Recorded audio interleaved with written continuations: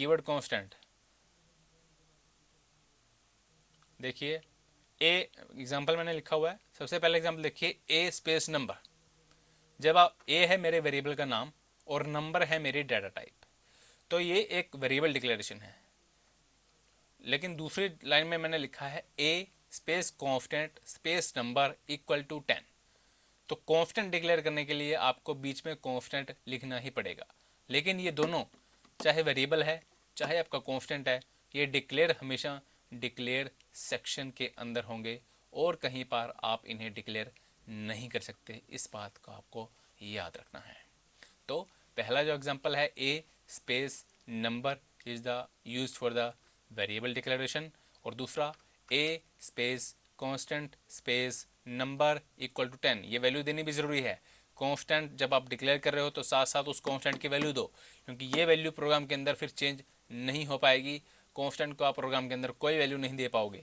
तो A space constant space number equal to 10 value दे दी आपने कांस्टेंट के लिए। Displaying user messages on the screen.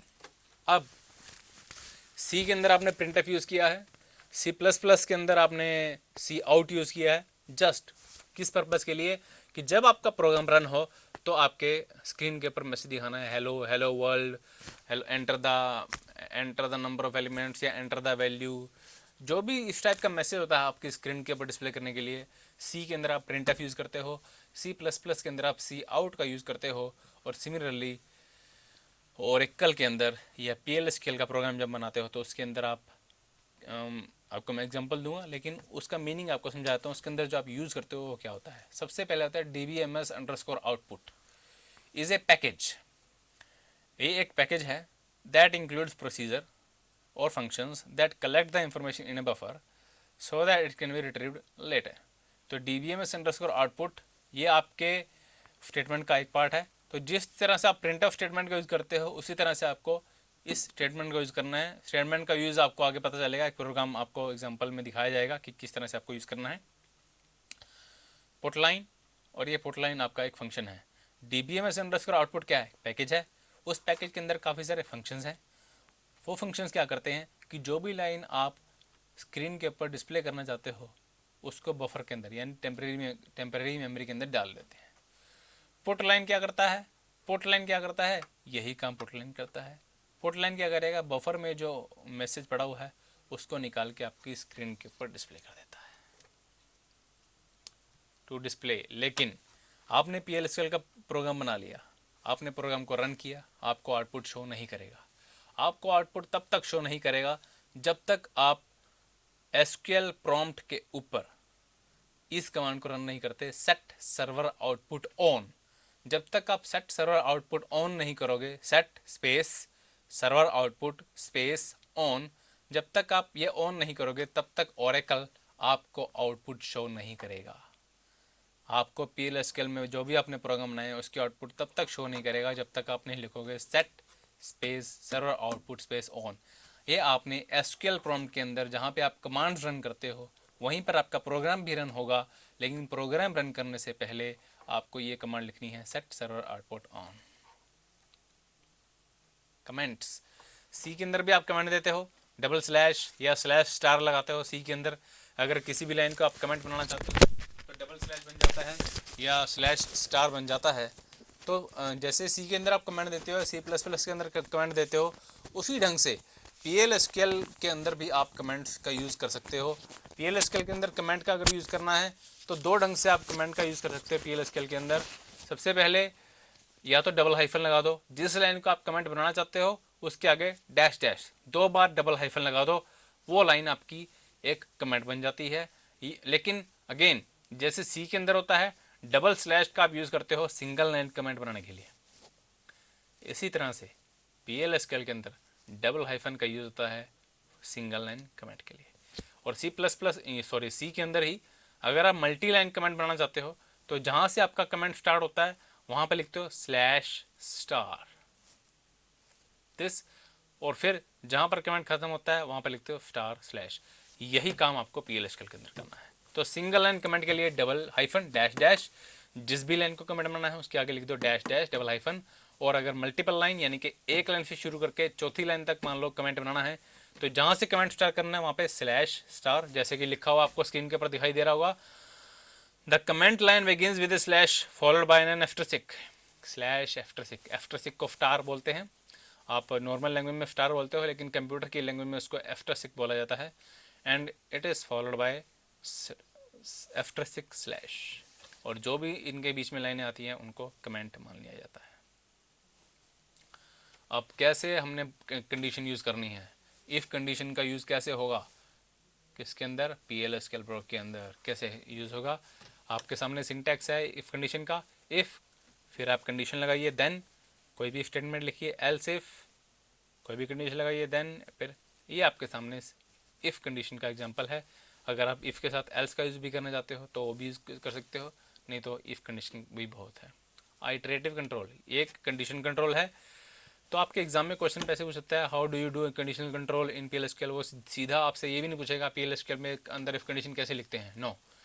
Conditional control, जब कंडीशनल कंट्रोल की बात हो रही है PL/SQL में तो इसका मतलब है इफ कंडीशन की बात हो रही है, और जब आइटरेटिव कंट्रोल की बात हो रही है तो इसका मतलब है लूप्स की बात हो रही है। तो अब लूप्स का आपको अच्छी तरह पता है कैसे यूज होता है, लेकिन इसके अंदर लिखने का ढंग थोड़ा अलग है। तो लूप स्टार्ट कैसे करना है, लिखा हुआ इसके अंदर, iterative control indicates the ability to repeat और skip sections of code block. अगर आपको रिपीट करना है, मान लो 3-4 स्टेटमेंट है आपके प्रोग्राम के, उनको बार बार रिपीट करना चाहते हो तो उसके लिए आप लूप का यूज़ करते हो। बट जहाँ से आपकी स्टेटमेंट स्टार्ट होती है वहाँ पे लूप लिखो, और जहाँ पे आपकी स्टेटमेंट एंड होती है वहाँ पे एंड लूप लिखो। The keyword loop has to be used before the first statement in a sequence of statement to be repeated, while the keyword end loop is placed immediately after the last statement। तो जहाँ पर loop शुरू होता है वहाँ पे loop लिखिए, और जहाँ पर लूप खत्म होता है वहाँ पे लिखिए एंड लूप। जरूरी है ये लिखना। कौन कौन से लूप हैं ओरेकल के अंदर अवेलेबल, ये लिखिए। सबसे पहले है वाइल लूप, वाइल कंडीशन, जो भी कंडीशन आप लगाना चाहते हो उसके बाद लूप लिखना जरूरी है। वाइल कंडीशन, उसके बाद लूप लिखना जरूरी है, ये मैं आपको बार बार बता रहा हूँ। Loop is a keyword, loop का वर्ड आपको लिखना ही पड़ेगा। फिर उस लूप के अंदर जो भी स्टेटमेंट डालना चाहते हो वो डाल दो, जैसे मैंने एक्शन लिखा हुआ है, और जहाँ पर आपकी लूप खत्म होता है वहाँ पर लिख दो एंड लूप। तो आपके सामने सिंटैक्स है, एग्जाम्पल भी हम इसका डिस्कस करेंगे। ये फॉर लूप है, इसके बाद for variable in start to end loop, फिर वही बात, लूप कीवर्ड है और फिर एंड लूप है। इसका हम डिस्कस करेंगे कैसे काम करता है ये। गो टू स्टेटमेंट,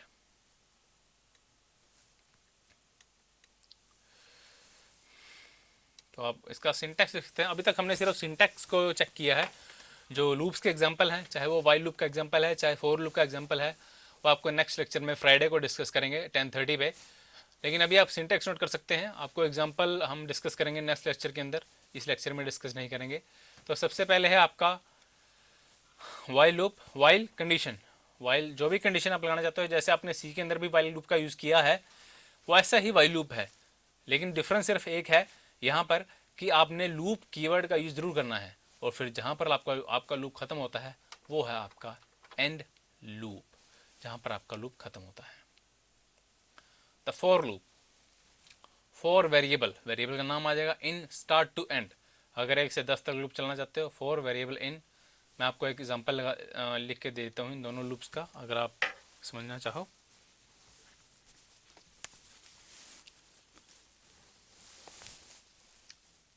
सबसे पहले है जैसे while I less than equal to 10 loop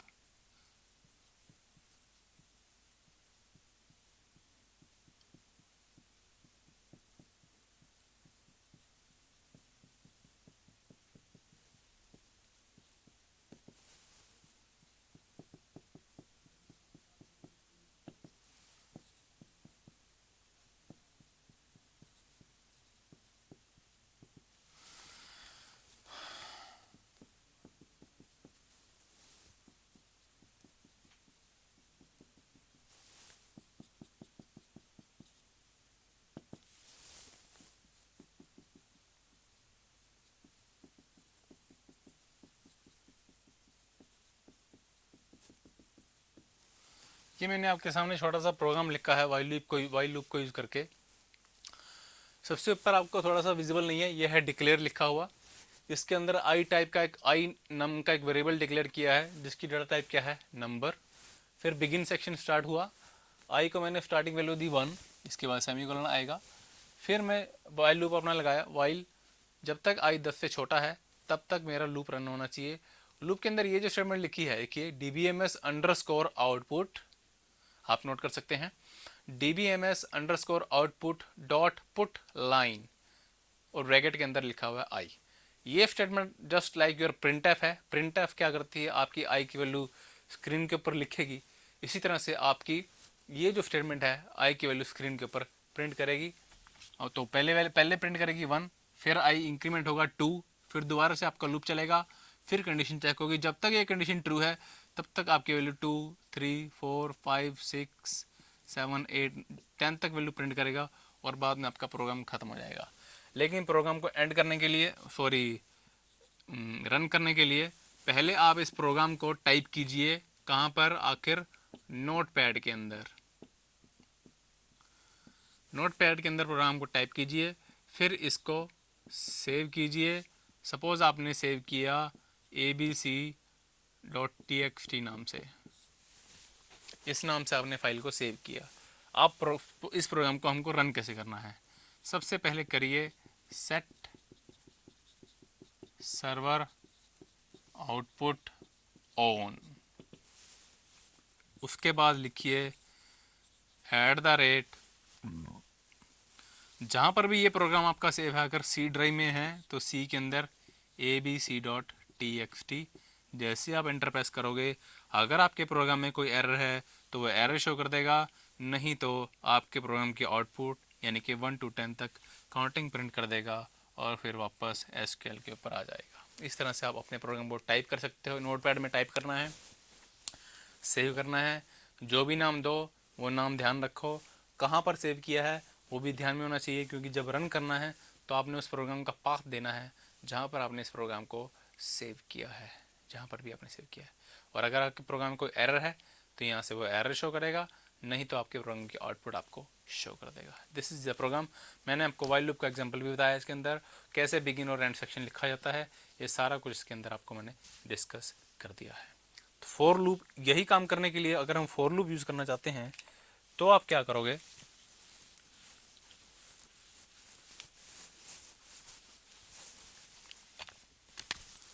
for I, जैसे आपका फॉर लूप है, for I in 1, 10 loop dbms underscore output dot put line bracket में आई और फिर आपका and loop, that's it. Declare section वैसे क्या वैसे, बिगिन वैसे क्या वैसे, आई बाकी वैसे क्या वैसे, आई को इंक्रीमेंट करने की ज़रूरत नहीं है, ऑटोमेटिकली आपका आई इंक्रीमेंट होगा और बाकी प्रोग्राम को रन करने का ढंग सब कुछ आपका वैसे का वैसे ही रहेगा।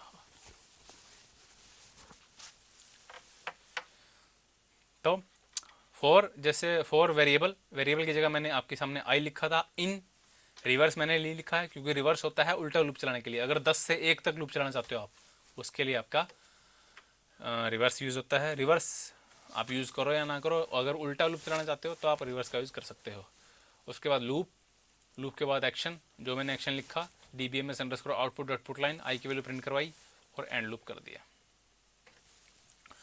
गो to statement, the go to statement change the flow of control within PL/SQL block. Go to statement क्या करती है, नॉर्मली क्या होता है आपके PL/SQL ब्लॉक के अंदर मान लो 10 स्टेटमेंट हैं, तो एक के बाद एक स्टेटमेंट चलेगी, ये पहली के बाद दूसरी, दूसरे के बाद तीसरी। ऐसा कभी भी नहीं होता है कि पहली स्टेटमेंट के बाद सीधा 5वीं स्टेटमेंट पे चला जाए, 6ठी स्टेटमेंट पे चला जाए, या 6ठी स्टेटमेंट से फिर वापस पहली दूसरी स्टेटमेंट पे चला जाए। ऐसा कभी भी नहीं होता आपके किसी भी प्रोग्राम के अंदर। तो गो टू स्टेटमेंट क्या करती है, गो टू स्टेटमेंट आपको अलाउ करती है कि आप ये जो फ्लो है एग्जीक्यूशन का, इसको आप चेंज कर सकते हो। वो कैसे, गो टू स्टेटमेंट आपको अलाउ करती है कि दूसरी स्टेटमेंट से सीधा आप 7वीं स्टेटमेंट पे जंप कर जाओ और 7वीं स्टेटमेंट से फिर वापस दूसरी स्टेटमेंट पे भी जंप कर सकते हो आप, या कहाँ पर भी जंप करना चाहो, ईदर इन फॉरवर्ड डायरेक्शन और इन backward direction, you can do it. चाहे आप फॉरवर्ड डायरेक्शन में जंप करो, चाहे आप बैकवर्ड डायरेक्शन में जंप करो। इसका भी एग्जांपल आपको हम नेक्स्ट लेक्चर में फिर से डिस्कस करेंगे। लूप्स का एग्जांपल भी होगा दोबारा से, और गो टू का एग्जांपल भी होगा, इफ़ कंडीशन का एग्जांपल भी होगा। आपके सामने सभी एग्जांपल होंगे जो PL/SQL के एग्जांपल आपके हैं, तो आप पढ़ सकते हो। The go to statement change the flow of control within a PL/SQL block. This statement allows the execution of section of code, allows the execution of a section of code which is not in the normal flow of control। normal flow of control क्या होता है? sequential। जैसे मैंने आपको बताया कि पहली statement के बाद दूसरी चलती है, दूसरी के बाद तीसरी चलती है, तीसरी के बाद चौथी चलती है। लेकिन गो टू स्टेटमेंट क्या करती है? आपके इस नॉर्मल फ्लो ऑफ कंट्रोल को चेंज कर देती है। The entry point feature blocks is marked by using tags. इस तरह से आपको यूज, ये टैग्स जो लिखे हुए हैं डबल सिंबल आपके सामने हैं, ये यूज़ करने होते हैं आपको। तो गो टू स्टेटमेंट का पर्पज़ क्या हुआ? To jump from one position to another position inside a PL/SQL block. Simple सा पर्पज़ है।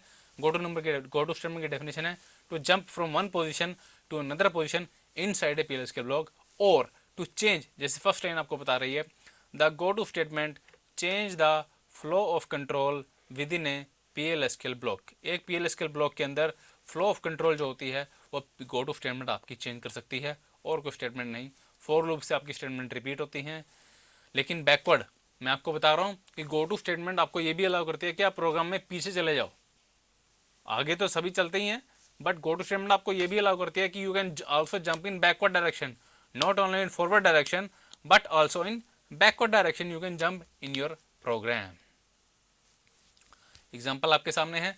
हमने जब भी गो टू स्टेटमेंट लिखनी है, गो टू, फिर ये सिंबल आएंगे डबल, और जहाँ पर भी उसको भेजना है गो टू स्टेटमेंट से, उस स्टेटमेंट का लेबल क्या है वो लेबल देना पड़ेगा, और लेबल पे आप जैसे ही आपकी गो टू स्टेटमेंट एग्जीक्यूट होगी आपका प्रोग्राम वहाँ पर जंप कर जाएगा जहाँ पर भी जिस स्टेटमेंट को ये लेबल दिया गया है। तो go to code block name is your example. अगर मैं छोटा सा एग्जाम्पल आपको बता भी दूँ तो इतना हमारे पास टाइम होगा ही, ऐसी कोई प्रॉब्लम नहीं है। जैसे हम लिख रहे हैं यहाँ पर बिगिन लिखा, और DBMS output dot put line, मैं पूरा नहीं लिख रहा हूँ, हमने लिखा हेलो, इसको सिंगल कोट्स के अंदर देना है। फिर DOP लिखा, वर्ल्ड, इसको हमने लेबल दे दिया सपोज ABC, इस तरह से। तो हम लिखेंगे इफ़, जैसे आई हमने एक वेरिएबल ले लिया, if I equal to 1 then go to ABC। तो यहाँ से ये वापस यहाँ पे जंप कर जाएगा। बाकी बेटर एग्जांपल हम आपको नेक्स्ट टाइम बताएंगे कैसे गो टू स्टेटमेंट आपकी काम करती है। नेक्स्ट टाइम हम आपको अच्छी तरह से एग्जांपल बताएंगे कि कैसे आपकी गो टू स्टेटमेंट काम करती है। आप एग्जांपल बोर्ड पे अभी भी देख सकते हैं किस तरह से जंप करता है from one position to another position in go to statement. And that was the first part of the PL/SQL। हमने सिर्फ आपको इंट्रोडक्शन दी है कि लूप्स कौन कौन से हैं, PL/SQL के एडवांटेजेस क्या हैं, SQL के डिसएडवांटेज क्या हैं, while loop, for loop, if condition, go to statement, इन सब की सिर्फ आज आपको इंट्रोडक्शन दी गई है। इन सब का एग्जांपल आपको फ्राइडे के लेक्चर में 10:30 पे जरूर दिया जाएगा। Don't miss that lecture, it is a very important lecture for you. आपको PL/SQL की प्रोग्रामिंग पूरी तरह से आ जाएगी, उसमें हर प्रोग्राम का आपके पास एग्जाम्पल होगा, फाइल लूप का, फॉर लूप का, सबका। Thank you very much.